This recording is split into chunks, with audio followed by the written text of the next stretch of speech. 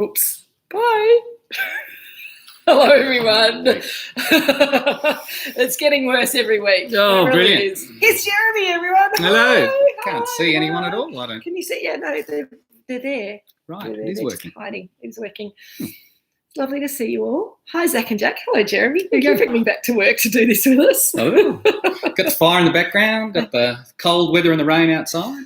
It's really lovely. The dogs are lying around half asleep, so hopefully they're done. We've got a missing cat again. You'll be all very concerned to hear, but we are still living in hope that she comes back. She's only been missing for a couple of hours now. Right. So we're not too worried about it yet. Be fine. She'll be fine. Hello, Zach and Jack. G'day, Cotty. G'day, John. I'm so glad somebody made the potato and eggplant curry. Matt and Renee are there. Yay! Oh, I could do that. I know. That'll be good. Very soon. Hello, Emily. How you going? Good to see you. All right. Well, we don't have eggplant curry, but we do have snacks tonight because I've discovered that when I have someone on with me, then there's time to talk and eat. It's great. So our snacks tonight is Nina there. Oh, hi, Linda. How are you? Nina, are you there? Say hello, Nina, because I can't. It doesn't really work sometimes. But these are Nina's. Oh, hang on. That's not going to work. World famous sausage rolls, the size of Jeremy's head. Now I'm going to have to eat this one now. We've got two each, and we've got some tomato sauce to dip it in. It's very exciting. Shell and Andrew, are you there yet? I'm not doing very well, am I? Hello, Daryl and Sue. Welcome back, Sue. Great to see you. It was lovely to see you last night. Back up and about. Excellent work. Rob and Deb and Alison. Oh, Alison, you're down. Sorry, I'm throwing things around now. You're down again. Craig, Karen and Joan are there. Good to see. And you'll be pleased to know that Karen and Peter are I don't think we want to know that, Karen. Karen and Peter are joining us today from Magnetic Island. Ooh. And it looks quite nice. There we go, everyone. That's what Magnetic Island. Oh, that's terrible. That doesn't give it justice. It's much nicer in the picture on the phone if you don't send it through a laptop camera. Yeah, that didn't work. Anyway, hi guys. Enjoy the Magnetic Islands. It looks warmer than here. It wouldn't be hard. As it, poor Jeremy was stuck out putting things away this afternoon and came in and said, I better go home and get changed. And he was literally dripping. He said, get out. One of those jobs I left for a nice sunny day to do and it just didn't happen. So, oh well. Hello, Sarah. Good to see the chicks are here as well. Right. So we've got probably quite a lot to talk about. So we should probably get some wine in our glass. This is the wine that we're tasting tonight. This is the Magic Stalks Shiraz that you guys should all feel a little bit of. Yeah. Do it. A little bit of ownership about the Magic Stalks Shiraz because we did actually consult you guys, if you remember, about what to call this. I think we ignored all the suggestions and made up our own. And we named something else, but still, it was lovely to have all your thoughts to think about for 5 minutes. But no, that's true. Yeah, it's terrific. So I'm going to open this. Get that little bottle open. And Jeremy, what glass have you chosen for us to put this wine in tonight? I did have the choice. It was quite the decision to be made, and that's the Magnum glass. Are we going to use that? No, we went silly. That's the Shiraz glass that Jeremy's got there, and they are actually same size, same distance away from the camera. So we're going for the big glass. Jack and Zach, I'm not decanting ours, but we've got ridiculously big glasses. Seriously, that's like almost as big as my head. And that's a reason too, just a bit of air. I never drink out of these glasses, so I can't tell you much about them. Well, these are the Riedel Shiraz glass. And the other trick is not to put too much in because that's quite a big pour, even though it's like a little puddle in the bottom. There you go, Jeremy. Thank you very much. So, yeah, it does need some air. So if you do want to decant it, by all means, chuck it in a decanter. You don't need to do it too delicately or gently. Just chuck it in the decanter or a jug, as we've talked about before, and then chuck it in a glass and give it a good swirl. Yeah, even between two glasses, if that's all you got, that works. Yep, absolutely. Give it a good swirl. Cheers, it's lovely doing this. I know, isn't it? It's nice having someone to clink my glass with rather than. It's nice to clink glasses with you guys too. Don't worry, I'm not rejecting you for Jeremy or anything. And it does need some air, but it's, as always, I really think it's interesting to see how it evolves with air. It's not always going to be ready and raring to go as soon as you pour it in the glass, but that's all part of the adventure. You're right, Craig, the fruit does whack you in the face straight out of the bottle, but it's going to evolve. And remember, this is a very different wine from our other Shiraz. So I know you do, Shell, and I'm glad to see you here. Shell and Andrew, thank you so much. You guys, some people might notice that we're slightly better lit, and you might notice there's a little bit of reflection in my glasses, but we're ignoring that at the moment. This is super professional tonight. Seriously, this looks crazy. It looks like a studio. We've got Channel 9 or something. We've got a selfie light. I don't know I don't even know what you call them, Shell. I should have actually looked that up. It's one of those round lights that all the bloggers have so that they look gorgeous on their blogs while they're doing it. So do you think we look gorgeous? Oh, now I've got there's the light. Hang on. You can, There it is, in my glasses. I'll go over here. Mulberry jam, Zach and Jack. Yeah. So I'm going to just hold off for a minute to talk about hi, Nina. Oh, Nina, did you see that we're eating your world famous sausage rolls? The last 4. Thank you, Nina, for the sausage rolls. I think they'll go beautifully with this Shiraz, as will any of those curries that I suggested, as will some party pies, as will a nice hunk of cheese and some crackers. Just anything to kind of work with those tannins and those flavours. But before I start talking about the flavours, because I want to let the wine open up in the glass a bit, one of the reasons that I asked Jeremy to come along, partly because he's very handsome and he looks good on telly, so, that's good, and to prove that I actually have people that I work with, which is also nice.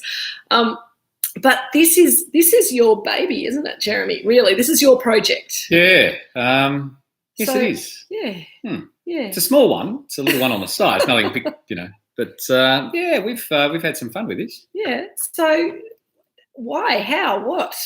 Tell us the story, Jeremy.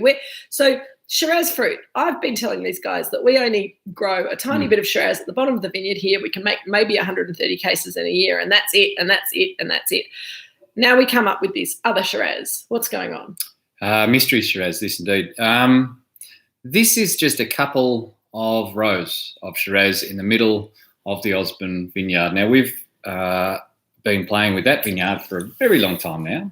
Most of that was planted over 20 years ago, but these couple of rows in the middle have been a bit of a head-scratcher to know what to do with Shiraz with just 3 rows, which doesn't give you much fruit. So it got to a stage where that Shiraz and the cordons had a lot of dieback in them. We thought we'd take the opportunity to rejuvenate them and actually think about grafting them to, of all things, Pinot Noir. So we started the process, and as we did that, we realised there was quite some health behind these vines, giving them another chance. Yeah. And we thought, was it not that you just couldn't be bothered doing the grafting job? Listen, I'd never say something about Richard like that, but let's just say he started the job and it was a little overwhelming. Let's throw some Shiraz instead. So we looked at it and went, no, this is possible. So a couple of rows of this Shiraz only gave us 200 and something kilos, hardly enough to make a barrel. But it was an opportunity to do something different. And that's what this is. Usually when we make Pinot Noir at Moorooduc, it's pretty simple. I should be telling you how hard and lavish all of our winemaking is, but it's always very simple. We thought play and do some silly things along the way. We spend, you and I spend so much time, as do many of those listening this evening, thinking about wine, drinking wine, talking about wine. We probably do it more than almost anybody else. This is not cerebral wine. This is not something that you need to think about too much. This is just fun.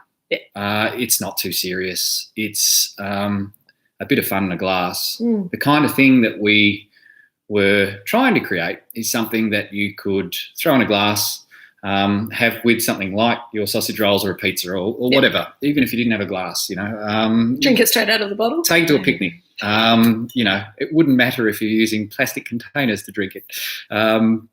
This wine is all about just enjoying something that's a bit different, it is cool climate Shiraz. It's picked really early.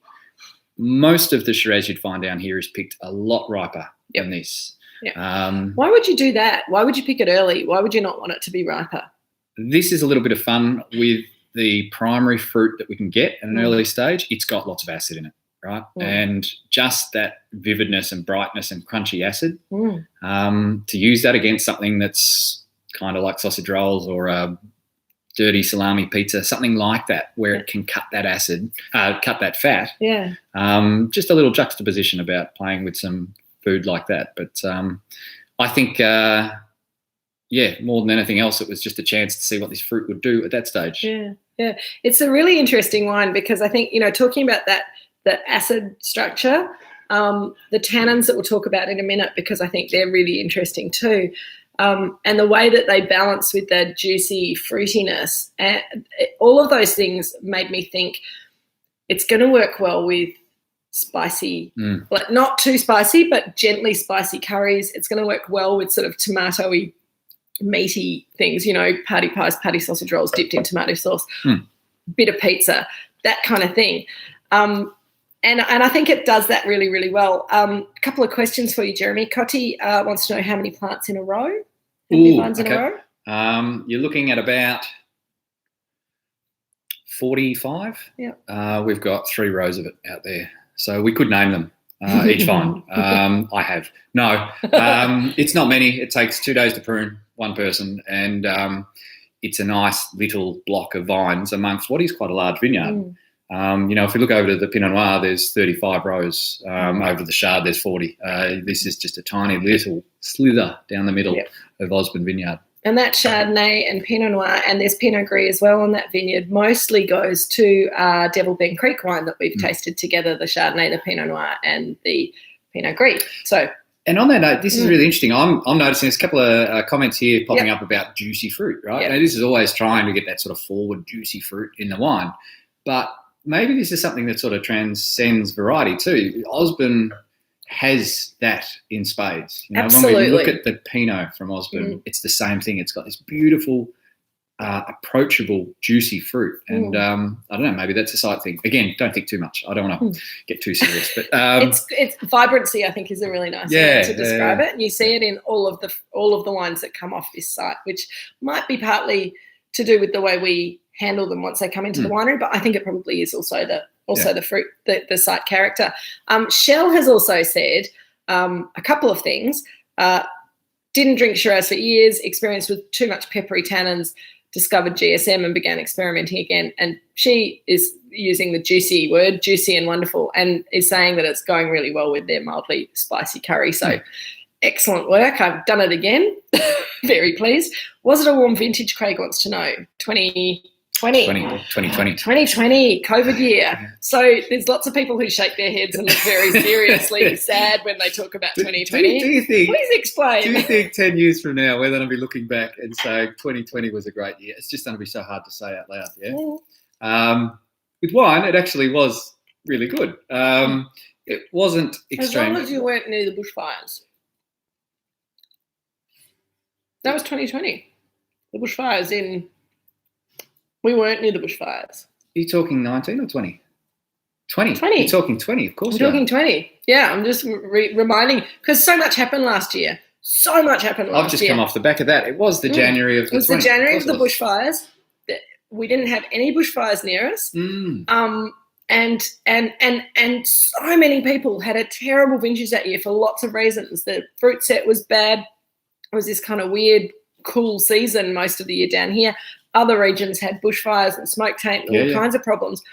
So reset. Yeah, absolutely. And then COVID. And we all kind of got locked down and started doing this every week. That was the big thing, I think, that came through, obviously, when we were halfway through vintage. COVID set in and all those restrictions started. And it was a tough year in the winery because we didn't know if we'd have pickers, that sort of thing, or whether we'd be taken through, the fruit we could pick ourselves. Instead, it was, everything happened in 20. Yeah. And you guys handpicked that fruit, didn't you? That year, yeah. That year, because I know we handpicked the Shiraz from the vineyard here, and I think you and Dad and maybe a friend. No, Hugh was out there, yeah. You and Hugh, David, Dad handpicked that fruit It's just to get it off, because we were worried that we were going to run out of pickers. They were going to have to. Yeah, I think the bushfire thing, we're very lucky in this region not to be affected like so many had on around the country. But yeah, the actual progression across the vintage was quite good, quite easy as far as pinging fruit, having a day to breathe before you could get the next lot into the winery. It worked quite well. So no, good year. But again, 10 years from now, we'd be saying that 2020 was a good year. Yeah, absolutely. So it's interesting. Cotty, I'll come back to your question because it's a good one. I'm not sure if we can answer it, but Alison feels that we might be playing this down as a sausage roll wine. And is saying it's lovely, bright and fruity. I'm not. There are wines that work really well with the most, and these are homemade. These are not bought sausage rolls. These are homemade sausage rolls that Nina made for us. They are world famous homemade sausage rolls from her family heritage. So these are not just any old sausage rolls. But there is actually, there are elements of this wine I agree with, because it's the mucking around that we did in the winery that's really. And that's what I want. That's what I wanted to get to, because Cotty wants to know what clone of Shiraz, and I've got no idea. You might know, Jeremy. I looked at the vineyard detail, and I have got no description of what was planted then. There, no. We haven't been able to work that out. No, and so. And Craig's pointing out that he just been to the Hunter Valley and no one's got any Semillon left, that 2020 just didn't exist for them. And that's the same for a lot of regions in Australia. Canberra, most people in Canberra didn't make any wine. Lots of people in northern Victoria just let the birds eat the fruit because of smoke taint and all sorts of issues. So we were really, really lucky, but we had very small quantities. Anyway, that's interesting. What's more interesting is what Jeremy decided to do to this fruit once it hit the winery, because this was really sort of, when we come back to the name Magic Stalks and what is that all about, that was kind of us trying to sort of sum up what we've done to get this wine to be the way it is in the glass. Which was completely not hands-off. It was everything, basically. Again, we're working with a really small parcel of fruit. So small, in fact, to begin its life in the winery, we picked it into bags, into plastic bags. And I don't mean the little ones, but big plastic bags the size of 400-kilo bins. Yep. We put it into that. We did something knowing what we were chasing at that time, pre-ferment, was carbonic maceration. And the idea there was to get all of the oxygen out of those bags, purge it full of CO2, and don't touch the fruit. Let it sit there. Let it go through this weird sort of chemistry in the background doing a fermentation, but not with yeast, with the enzymes doing things. And that in itself brings an element to this wine. I think you see it in that juicy fruit. Yeah. What does it bring? Because some of these guys are probably really au fait with the aromas that you expect to get from carbonic maceration, but some people probably would love to be told. Yeah, for sure. It's not just simple fruit. It's almost a confectionery characteristic. Some people will refer to wines that have been made this way with a bubble gumminess to them. The place your head goes is Beaujolais. Just that really juicy, beautiful, sort of lifted, fruity, lolly-ish. It's not really a word, but you know what I mean. Fruit profile to it. And we started in the winery doing that. So I think, as I said, when we look at that fruit, I can definitely see it in there. It's an element of that wine comes from that, not Shiraz. Craig suggested sous vide winemaking. Something like that. You could. You need a big bath. Yeah, it's possible. So that's one element, but there's a few here. We didn't stop there. From that point, we left it to begin ferment. We thought we needed to release some juice to get the yeast going to start primary ferment, and doing that was pretty simple. Those bags are kind of like a big trampoline, and just moving feet and weight over the top of those bags were enough just to squash out a little bit of juice every day for a few days to get that ferment happening. So again, this is a whole bunch at this stage. The ferment's starting in the same process that we would have with our whole bunch wines that we do. Again, getting all the things that the stalks bring. Yep. Differences in aromatics, differences in tannin. Can't get that sort of tannin just from skins. It's different. It structures differently. We thought that was a really cool element to that start of the ferment. We would do that. And I had anticipated we'd actually go all the way through there, but we didn't. Why not? I don't know, actually. We got halfway through ferment and we thought of another thing we could do. So that was to take this fruit that was halfway through ferment. We'd walked on it for quite a few days. We'd let much of the juice come out. By this stage, it was bubbling away, doing its thing on stalks, and we just decided we wanted to get rid of the stalks at that stage, which isn't normal to do that, because when you're doing a whole bunch ferment, that's fine. You'll actually press it out at the end, and that's what leaves your stalks behind. This was actually intercepting it halfway through ferment and removing the stalks, leaving the skins and the juice to ferment still. Now, this is not our own technique. We didn't come up with this one. This is one borrowed from a mate around the peninsula, and a few people have tried this one and have had mixed results. We've done it with a couple of things and we've had mixed results, sometimes excellent, sometimes a bit of a head scratcher wine.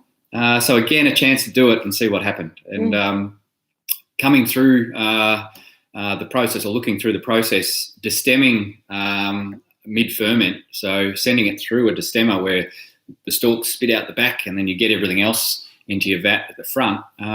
Those stalks are very different because they've gone through half a ferment. They're this vibrant, beautiful colour, sort of red stained from all this colour you see in the glass. Quite plastic, they're not hard like that. But the idea was to get those stalks away before we were in an alcohol environment where we started leaching some of the greener characteristics you would get from picking Shiraz at this ripeness. So removing them there and allowing it to go through ferment was a move to get all the good things from stalks and hopefully excluding any bad bits that would have come later.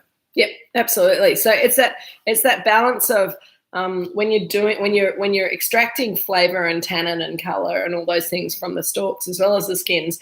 At the beginning, it's an aqueous solution with sugar in it, so some things dissolve into water, and then on other, where at the other end of the ferment where there's lots of alcohol in there, other things will dissolve into the alcohol, so you get different flavours coming across. And Craig mentioned a little while back that he's finding the strength of the wines just starting to come through, and that the tannins are really interesting. And I think that is one of the things that we love about this wine, because the tannins are crunchy, they're not too heavy, they're definitely there, and they're different from the tannins that we would have got if we got rid of the stalks before we started fermenting. What else was I going to say? Any comment on that? I think that's exactly right. We've got that tannin and it structured the wine differently. Yet again, it's not drying. It's not like chewing on a tea bag type tannin. It's just enough to give it beautiful structure. It's a really vibrant, living kind of tannin, isn't it? But it's also the spice thing that you get from the stalk. The spicing, we talked about spice. I'm reading through these comments too, which are fabulous. The spice thing element is kind of really cool behind that fruit, and you need to let it air. I'm glad we put it in these ridiculously big glasses. I know, we're getting some nice air into it now, and the colour's amazing too. I love the colour of this wine. It's quite a different colour from our other Shiraz. It's a bit lighter but brighter, and it's really gorgeous. I agree, Craig. It's very different from Beaujolais, much more complex. And I was going to mention that there's quite a lot of Italian producers, particularly in Piedmont, who are making their more entry-level wines using these sort of techniques as well. So you'll get a Dolcetto and sometimes a Barbera from a producer who wants a kind of modern, fruit-driven, crunchy-fruited, easy-drinking pizza wine, which would be super, super delicious. Thank you, Craig. I like that. Craig and Cutty. It gets out of control. They're very naughty. They go off on their own. What would it do if the equipment failed? They'd probably turn it off and go home, I reckon. No, I don't think so. Again, others have proven it before. It works. It's a way of doing it. It's not our idea, I say off the bat. But we didn't just stop there either, by the way. We haven't finished this story. No. And I will actually just interject, because Alison's telling her off about sausage rolls. Anyway, Alison, I totally understand. I just think, it's not necessarily saying that a wine's not good because it goes well with good sausage rolls, meat pies, more simple flavours. I think some wines, and there's a lot, as these Italian wines that I was talking about, sort of your more entry-level Sangioveses from the Tuscany area, your Dolcettos and lighter, fresher, fruitier Barberas from Piemonte, which don't have lots of oak and don't have lots of tannin and lots of weight, but are all about that kind of crunchy, bright fruit, are fabulous with flavours that you get on pizza or these sort of sausage rolls, which is a bit of meat in the form of salami, cured meat often, or sausage roll kind of meat that's got spices and things through it. So not just a piece of steak or whatever, although this would go quite well with the steak. But meat combined with some spices, some oily cheese, a bit of mozzarella, and or some pastry, and most importantly, tomato. And tomato is really hard to match to your really classic French varietals, whereas I think this wine, because of the way it's made, it really loves being matched to tomato-based things, which was another reason that I suggested those sort of tomato-based, mildly spiced curries, because I think that it'd go really, really well with that. Yep. Because tomato often makes red wine taste metallic if it's not the right kind of red wine. I haven't had the chance to do that with this one. No. I've probably drunk it 3 times in its life. Yeah. Did you tell people how much we made? We made like 24 cases of this wine. So I mean, like, so as this soon is as you super get out rare. there ain't much there to splash around. But I think you're exactly right. It seems like you're saying the pastry thing, whether it's the fattiness of the butter, whatever it is, that the acid sort of helps all that. Yeah, that worked well. Yeah, absolutely. I think also, Cossie, if the experiment failed, it would have just gone in the bin down the drain. It's a really small project. Or if it just wasn't very interesting but wasn't awful, probably would have got blended away somewhere. Yeah, I think it owed us nothing, this one. So it was a chance to be cowboy-esque and be silly, and if it didn't work, tank D. Yeah. That's the drain. Didn't need to go there.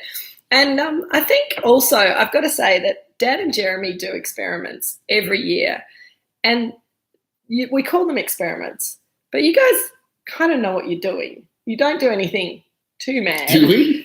And I hope so. You know the theory behind what should happen. We're just not quite sure what flavours we're going to get. So how wonderful or not wonderful it's going to be. It's not like things are usually going to go horribly wrong, but our winemaking philosophy, using things like wild yeasts and natural malos and all that kind of thing, does denote a level of risk. Yeah, absolutely. Yep. And I think that's absolutely right. I mean, everything that we did throughout the process, to some extent, we know what the outcome would be. But put it all together, and that just you're not really sure what you're going to get. Yeah, absolutely. Rob's saying that they're having some duck salami from the Barossa, and I think that would be rather delicious with it as well. But a bit of salami. I have some salami at home. I should have brought it in. Envy. Oh, well. Good. Thank you, Cotty. Cotty's glad that it worked. I am she too. thinks it's amazing. And Alison is calling us educated experimenters. Need a T-shirt that says that. That could be our next vintage Maybe T-shirt. that's right. Educated experimentation. So now that it's opened up, I'm going to talk a little bit about what I'm seeing aroma and flavour-wise, and you can agree or disagree. But I find this really interesting because when we first made it and we're looking at it in barrel and stuff, it was really, really fruity, really, really juicy. And it's still got that, but it's got this really lovely lick of sort of savoury, almost sort of tarry overtones, which I'm not quite sure where that's coming from, but I think it's really delish. And it makes it not just a big, sweet, juicy wine. It makes it more food friendly, I think, and more interesting to keep going back to. In barrel, the barrel that it was in, it had this almost. I forgot the name of the maker. Darryl Lee licorice, black licorice. Yeah. It had that in spades. It sort of went like that when it got bottled, and it's still there in the background. It's coming up a little bit. Yeah, that was really kind of weird to see in Shiraz like this. The pepper thing that we normally see in cool climate Shiraz, I don't think it's pronounced at all in here.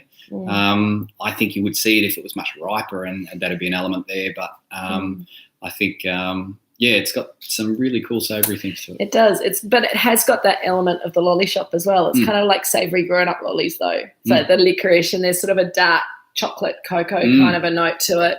There's almost a sort of a raspberry or plum kind of a puree kind of aroma too in the fruit characters, but they're quite hard. They're more sort of like jubes or even redskins or something like that in there. We were talking about redskins the other day. I think we were talking about that in relation to the other Shiraz or one of our whole bunch wines, and I think maybe that's a character that we get from that carbonic maceration. Some people call it bubblegum at that character. Shell, you just got to be patient about the whole merch thing, for heaven's sakes. Come on. Gee, they're demanding, aren't they? We'll work on it, absolutely. Merch for the wine club. Put it on the list of things that we have to do this year, Jeremy. Wine club / drinks with Kate, because you guys are both. We were trying to kind of work out where you fit, and you sort of fit in the wine club, but you're not. They're different from other people in the wine club, but it gets complicated. It gets very complicated, but I'm glad that we're talking to you anyway. That's the most important thing. Look, actually, Craig, I don't know if Peter's home yet. Peter, are you home yet? Peter was driving home to have a glass of this with Nina tonight, and he was so quick to leave to get home for drinks with Kate. He forgot his other wine that I gave him, but that's okay. We'll try not to drink it, Pete. But Peter has actually done a couple of designs for Drinks with Kate shirts, and Pete, we need those polished up and presented, because I think it's about time to have the Drinks with Kate t-shirts. We'll do some work over winter and have them ready to go for spring, maybe. Love it. Be good.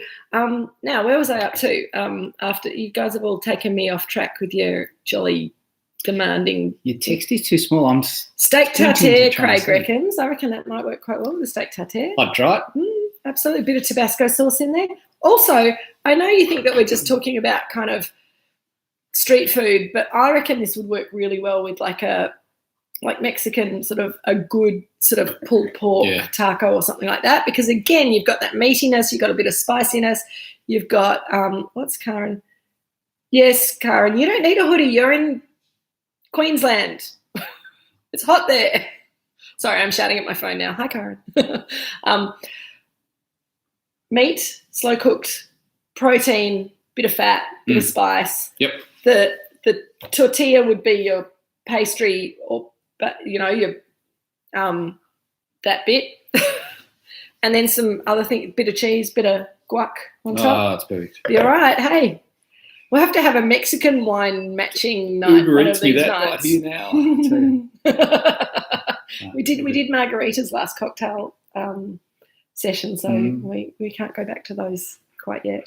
Anyway, I think that this wine, it's still opening up, and it's still, as well as that licoricey character coming forward and the fruit, it's just got this beautiful weight on the palate. I think that's the thing I like. And coming back to Shell's comment about a lot of Shiraz being sort of very, very spicy, very peppery, and very big tannins, this is kind of the opposite. It's a very ethereal Shiraz in a way. The tannins, because of the rightness at which you picked it, and then all the crazy things you did to it, you've drawn out those tannins, but they're not big, heavy tannins, and you haven't added tannin anywhere other than from the skins and from the stalks in the wine. So I think one of the things too, I just noticed just then, the ability to see these savoury things too. It's not so ripe and fruit forward that it smudges all that with sweet fruit. Yeah. And part of that is picking it early to be able to do that without excessive beer. And I'm thinking of certain regions around Australia that make wines of this variety that make some very riper, sweeter fruited wines. Yep. Being able to do that, particularly in this region, but with this wine and pull those things out, that's I think it's a cool bit about this one. Yeah, absolutely. Absolutely. Now, Emily has reminded me, and very remiss of me to forget this, but Emily's partner, Kevin, is about to land, has imported mezcal. Ooh. So I reckon, Emily and Kevin, you guys and I need to talk about how we organise at some stage in the future for Drinks with Kate that we give people the opportunity to purchase a bottle of mezcal we can send it out with one of our 6-packs, so we can consolidate the order or whatever. And awesome, excellent. And we'll do a Mexican night. And if Kevin would like to come in and take Jeremy's seat to talk to us about mezcal, that would be pretty awesome as well. Or I can wrap it on. I'll sit at the table too here, just offside. Jeremy will be like, hey! Woo! And I won't drive home. Georgia says yes to a hoodie. Yes, absolutely. Good. Thank you, Georgia. I'm glad that you like the wine as well as the idea of a hoodie. We will work on all of those things. They create a lot of work for us, these guys, don't they? Now, Jeremy, are there any other experiments or wines that you have on your wish list? Because I don't think there are any that you've done yet, are there? Oh, actually, that's a lie. Or perhaps not correct. On my wish list to do, there's lots of different things, but you can't just make it up. You need to find the fruit first. And you need, that's true, there is that one. Thinking of the same one you're thinking of now. But no, we're not talking about that tonight. No, that's a secret. It's not Nebbiolo either, Rob. No. Because the amount of Nebbiolo that we made filled that size bottle plus a little bit more. So small scale winemaker. Yeah, and that's Richard's baby. Still playing with technique on different sources, but one of the things we have is so many batches of Pinot Noir that we take through each year. There's 30 different names on barrels out there of different batches across vineyards, across blocks, within blocks, and being able to play with some technique and find that it works in a batch but not the other one and try and work that out. There's so much to do like that that'll keep me busy. We do have some trial wines that we don't have volume of to send out in a tasting pack as such, but that we are looking at maybe doing a couple of on-site trial tastings here later in the year, and that's something that Jeff and Jeremy and I have been talking about. I haven't seen Jeff. Are you out there tonight? We haven't seen you tonight. He's probably having a day off. Anyway, Jeff, if you're there, say hi. We'll say hi back. Yeah, we do, Alison. We've always got little secrets. We'll tell you later. There are a lot that are labelled Rob. Do you think there should be a Rob tasting Rob tasting? Rob tasting Rob. That'd be. That could be good. That could be our new documentary. Get Rob in and get him to taste all the Robs. Yeah. Now, Craig, you're waiting for more popcorn. The popcorn has just landed here. I am going to ask Jeff to put the popcorn on the online shop as a button. Cool. And you can add that onto any order that you make. We can pack it up and send it with any wine orders that you guys get. We can also send it just by itself, but yeah, that'll be easy. And if we want to do another popcorn matching later on, then we can certainly do that. I think that would be fun. Oh, people did love the popcorn, absolutely. Yeah. Now, what else have I forgotten? So did you? Yes. So there will always be other experiments that we do here. Not all of them make it to the bottle. Certainly, not many of them make it to the label. But you might recognise that image on that label. It's the same image as we see on the Pinot Gris on Skins, which started its life as an experimental wine, and we still think of it as a bit of an experimental wine, even though we've grown the production a little bit. It's still not huge amounts. Do you know a bit more? Yeah, I will actually. Yeah, cool. It's not huge amounts, but the Pinot Gris on Skins worked well enough for us to keep making it under a label and sell it. This wine we're really excited about. We think the problem with this wine is that we don't have another fruit source at the moment. So at the moment it's limited to this. But you're right. We don't. That doesn't mean that we can't in the future, but we'll also grow those vines, bring them back after rejuvenating them. You don't do the whole vine and get it up and running at 100%. So there is a chance to maybe make 2 barrels eventually. But it's never going to be huge, right? And there's a couple of years, because we've been doing some work in the other Shiraz vineyard, that's going to take a little while to come back to full strength. Exactly. So though that fruit might be good enough for this wine, the way we make this wine, because we pick it a bit earlier, we don't expect it to be as intense, and we don't need. So all of those things. So yes, and yes, Emily wants to know. Yes, we would like to continue making this Shiraz each year, Emily, and if we can make a little bit more, we will. It's never going to be mass production. No. It's just something that we think is cool and fun and delish. Like the Pinot Gris and skins, and a little bit slightly different attitude, slightly different personality from the mainstream Moorooduc Estate wines. Yeah, it's a bit more playful. Exactly. It's the kids' wine. The kids. The young folk. That made me feel old. You're 10 years younger than me. Ouch. I know. Okay. No, I think that, again, it's never going to be big, but it is a lot of fun to do. The Cowboys. Thanks, Shell. We do have a lot of fun in the winery doing it. So, we'll do it every year. And who knows, we might refine it further. We might learn some stuff doing it. Don't know. We'll see where it goes. Don't know. And a little bit of useless information for you guys. Kamok maceration in red wines, and particularly in Shirazes, has become really trendy recently. It's not why we're doing it. We're just doing it. I didn't know that. It's really trendy. Right. Well, cool Mr. Steve Pennell makes at least one of his Shirazes using this technique, not the whole shebang that we do, but the carbonic maceration at the beginning. And that wine a few years ago won the Jimmy Watson Award, which is the top trophy at the Royal Melbourne Wine Show for best wine in show. And that was a real turn up for the books because might be the Jimmy Watson next year. Hey. I don't think we make enough to be able to enter it, sadly. Yeah, fair enough. Make 2 barrels and then I'll enter it. Put a 0 on the end of the 24 cases. Yeah, we do so well in wine shows usually. So.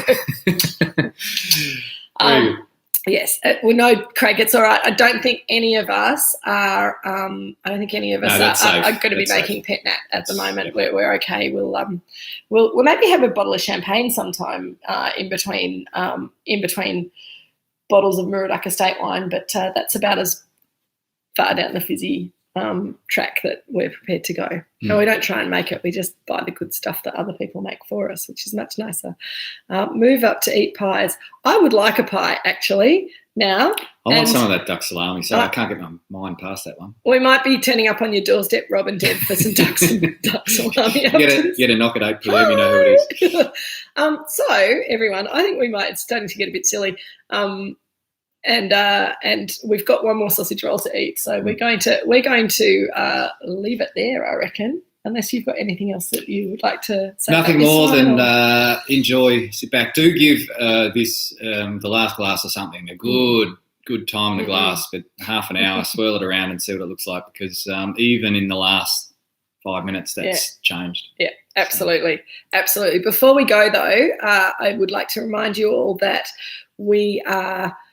I'm not going to be here next week. I'm going to be in a car coming back from Shepparton, and I just thought that would be A, too hard, and B, probably really not great television. Probably dangerous too, doing it while. Yeah, I'll probably be driving because we're going to see my aunt and uncle up in Shepparton, and my grandmother and grandfather's grave. Put some flowers on there. It's a little family tradition. So I'm going with mum and dad next week. So little day trip, but I just didn't think I'd be able to get back in time. So you're all having a holiday from me next week. That'll be nice and restful for you. I hope you can all cope. The following week, we're not starting the next box yet, because the following week, Jeremy and I had a very in-depth, long, complicated meeting about what we were going to do for drinks. Thanks, Shell. It's like, we're leaving, and then I keep talking. I know, I'm sorry, Shell. Very quickly, martinis. Week after next. It's an epiphany. So if you don't feel like making yourselves a martini, I totally understand. You can have a gin and tonic, have a glass of wine, whatever. But come and join me for martini making in 2 weeks' time. We're going to talk about all the pros and cons. We're going to be talking mostly about gin, not very much about vodka, because that's where it's all at as far as I'm concerned. But we will be having a discussion about martinis. I will be making a martini. I will be drinking a martini, and I will continue talking after that. So that will be fun. And you all have to dress up as your favourite Bond character from any one of the films and send in a picture. Yes, dress up and send in a picture. and there will be extra prizes for martini appropriate snacks. And you guys have to do some research on what martini appropriate snacks are. I'm not going to tell you what they are. So guys, that will be fabulous. And And that's the way the grape squashes. Yeah, that didn't. No. Sorry, Shell. I'll work on that. Cheers, everyone. Thanks very much, everyone. Been lovely. I'm going to go before I say anything else ridiculous. Press the button quick. Press the button. Bye, guys.